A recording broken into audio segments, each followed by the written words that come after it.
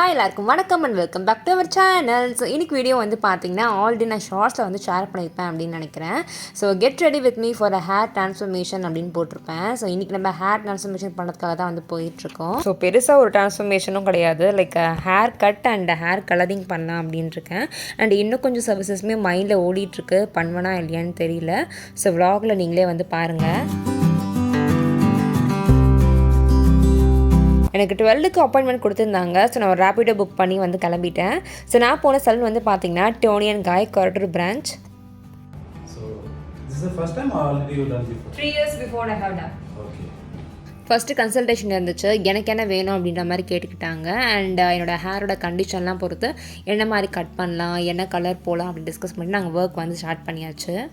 First hair colouring தான் பண்ண போகிறாங்க, ஃபைனலாக ஹேர் கட் பண்ணிக்கலாம் அப்படின்ற மாதிரி சொல்லியிருந்தாங்க.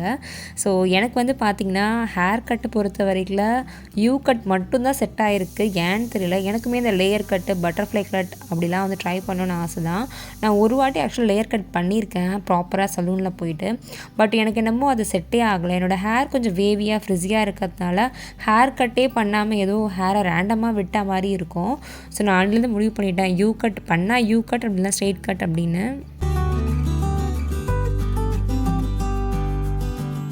ஹேர் வாஷ் முடிச்சுட்டு உடனே ஹேர் ட்ரை பண்ண ஸ்டார்ட் பண்ணிட்டாங்க.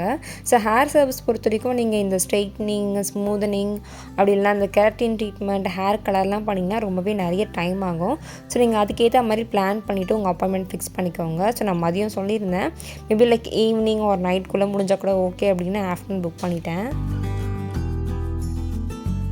ஸோ நான் அன்றைக்கி ஹஸ்பண்ட் இல்லாமல் தனியாக தான் போனேன். வீடியோ எடுக்கிறது கொஞ்சம் கஷ்டமாக தான் இருந்துச்சு, ட்ரைபாட் கொண்டு போயிருந்தேன். ஸோ என்னால் முடிஞ்ச வரைக்கும் நான் ப்ரொசீஜர்ஸ் எல்லாமே கவர் பண்ணியிருக்கேன். மேபி ஷார்ட்ஸுக்கு நிறைய கவர் பண்ணியிருக்கேன் அப்படின்னு நினைக்கிறேன். நான் உங்களுக்கு இன்ஸ்டாகிராம் அப்படின்லாம் வந்து யூடியூப் ஷார்ட்ஸில் அப்லோட் பண்ணுறேன். ஸோ அப்போ நீங்கள் வந்து கம்ப்ளீட்டாக வந்து பார்க்கலாம் என்னென்ன ப்ராசஸ்லாம் பண்ணாங்க அப்படின்னு. ஸோ ஹேர் கலரிங் முடிச்சுட்டாங்க. இப்போ வந்து நம்மளுக்கு ஒரு 40 to 45 minutes கிட்ட வெயிட் டைம் வந்திருக்கும் அந்த ஹேர் கலர் நம்ம ஹேரில் வந்து செட்டில் ஆகிறதுக்கு. ஸோ அப்போ நான் ஒரு குட்டி ஸ்நாக் மாதிரி பீட்சா மட்டும் எடுத்துக்கிட்டேன். இந்த சிரிப்புக்கு காரணம் என்னோடய ஹஸ்பண்ட் தான். ஸோ பாதி ப்ராசஸ்லேயே வந்து பார்த்திங்கன்னா அவங்க என்னை பிக்கப் பண்ணுறதுக்கு வந்து வந்துட்டாங்க. ஸோ எனக்கும் வந்து கம்பெனி கொடுக்குற மாதிரி இருக்கும் அப்படின்னு வந்திருந்தாங்க. அண்ட் இந்த வீடியோ என்னோடய ட்ரிப் போகிறதுக்கு முன்னாடி எடுத்தது. ஸோ அவருக்குமே கொஞ்சம் க்ரூமிங் வேலைலாம் இருந்துச்சு. அங்கேயே அவர் வந்து பியர் ட்ரிம்லாம் வந்து பண்ணிக்கிட்டாரு.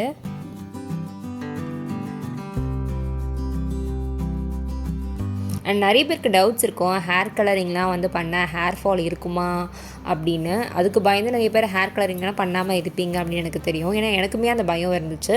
பட் நான் இது வரைக்கும் வந்து பார்த்திங்கன்னா 2 வாட்டி சலூனில் போய் பண்ணியிருக்கேன். அண்ட் நிறைய வாட்டி டிஐஒய்யாக நான் வீட்லேயே வந்து என்னோடய ஹேரை கலர் பண்ணியிருக்கேன். ஸோ நீங்கள் கலர் பண்ணுறதுக்கு முன்னாடி அது வந்து கொஞ்சம் இந்த ஹார்ஷ் கெமிக்கல்ஸ்லாம் இல்லாமல் இருக்கான்னு மட்டும் பார்த்துக்கோங்க. இந்த பேரபன்ஸ் ஃப்ரீயாக இருக்கா அந்த மாதிரிலாம் கொஞ்சம் செக் பண்ணிக்கோங்க.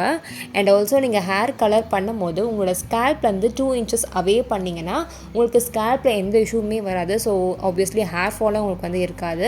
அந்த ஹேர் கலரை நீங்கள் மெயின்டைன் பண்ணால் மட்டுமே போதும்.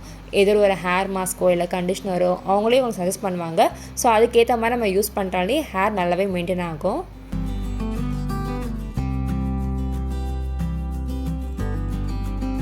ஹேர் கம்ப்ளீட்டாக ட்ரை பண்ணிவிட்டு ஹேர் கட் தான் பண்ணிகிட்ருக்காங்க. ஸோ நான் வந்து பார்த்திங்கன்னா ஒரு டீப் யூ மாதிரி வந்து கேட்டிருந்தேன்.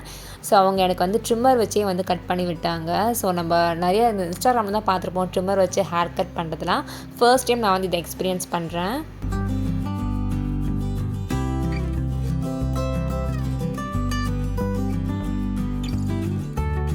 அண்ட் எனக்கு அன்றைக்கி சர்வீஸ் பண்ணது வந்து பார்த்திங்கன்னா டாப் ஸ்டைலிஸ்ட் சங்கர் அவரோட நேமு.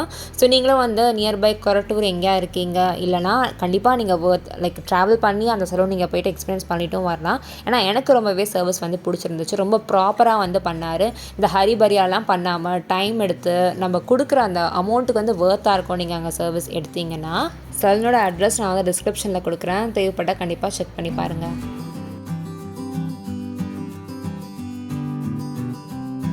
நான் ஒன்று சொல்ல மறந்துட்டேன்.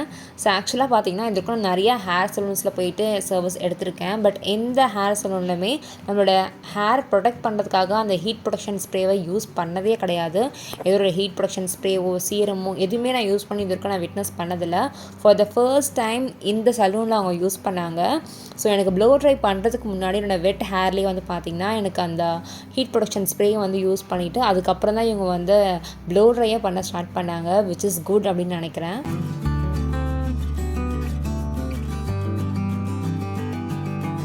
So last and final step வந்து பார்த்திங்கன்னா ஹேர் செட்டிங் தான். ஸோ எனக்கு வந்து டாங்ஸ் வச்சு ஸ்டைல் பண்ண நல்லாயிருக்கும் அப்படின்னு சொன்னாங்க. நானும் ஓகே சொல்லிட்டேன்.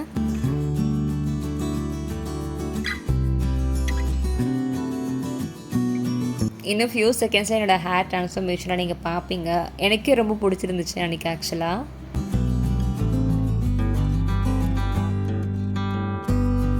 இந்த டிவி ஹேர்ஸ்லாம் நம்ம பார்ப்போம் இல்லையா, இந்த சிக் ஷாம்பு கிளினிக் ப்ளஸ்க்குலாம் ஹேர் எவ்வளோ அழகாக கட்டுவாங்க. ஸோ அதே மாதிரி என்னோடய ஹேரும் அன்றைக்கி செம்ம ஷைனியாக சில்கியாக சூப்பராக வந்து இருந்துச்சு. ஸோ எண்ட் ஆஃப் த டே எனக்கு வந்து பார்த்திங்கன்னா என்னோடய ஹேர் ட்ரான்ஸ்ஃபர்மேஷன் ரொம்பவே பிடிச்சிருந்துச்சு.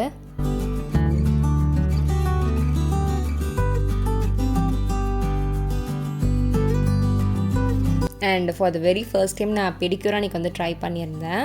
அது ஒரு நல்ல எக்ஸ்பீரியன்ஸாக தான் இருந்துச்சு. பட் அடிக்கடி பண்ணுனான்னு கேட்டிங்கன்னா எனக்கு அது கொஞ்சம் தயக்கமாக தான் இருக்குது. சர்வீஸ் எனக்கு ரொம்பவே பிடிச்சிருந்துச்சு. நல்லா லெக் மசாஜ் வந்து கொடுத்தாங்க. அப்புறமே நம்ம லெக்ஸுக்கு வந்து பேக்லாம் வந்து போட்டாங்க, ஸ்க்ரப் போட்டாங்க. Service was too good. But எனக்கு வந்து இன்னொருத்தவங்க எனக்கு என்னோடய காலை பிடிச்சி ஒர்க் பண்ணுறது எனக்கு என்னமோ கொஞ்சம் இன்கன்வீனியண்ட்டாக இருக்குது. ஐ கெஸ் உங்கள் நிறைய பேருக்கும் இது ஒரு தயக்கம் இருக்கும் அப்படின்னு நினைக்கிறேன். என்னடா தெரியாதனமாக அன்றைக்கி நம்ம பெடிக்யூர் பண்ணிட்டோமோ அப்படின்ற மாதிரி நான் ஃபீல் பண்ணேன்.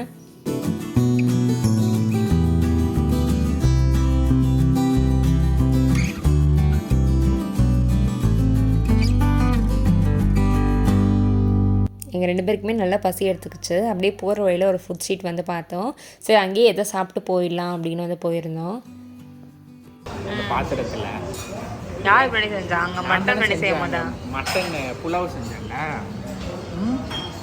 அப்போ வந்து பாத்திரம் எடுக்கும்போது இப்படி வச்சுக்கிட்டா அப்போ சூடு பட்டுச்சு. சரி ஓகே அவ்வளோதான், சூடு பட்டு ஒன்றுமே இல்லை, டக்குன்னு ஒரு செகண்டில் எடுத்துருவேன் அப்படின்னு பார்த்தா நானே கவனிக்கல. இப்போ தான் நானே கவனிக்கிறேன். அந்த அழகில் இருக்கேன்.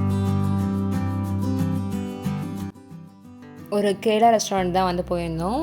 Chicken fried rice and parotta அப்புறம் சிக்கன் கறி சொல்லியிருந்தோம். டேஸ்ட் எல்லாமே ரொம்பவே நல்லா இருந்துச்சு. அடிப்பொலி.